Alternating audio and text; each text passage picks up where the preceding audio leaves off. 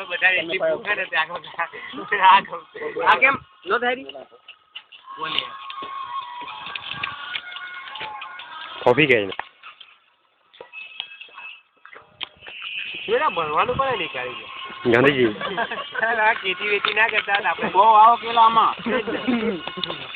આપડે વ્યવહાર ન થાય ને દેહ માત્ર બોલ ખાય પણ હારી ના વળે ત્યાં નો ખાય પછી આ બધા દસના મૂકી દેવા કોઈની બુલાવી શું કરે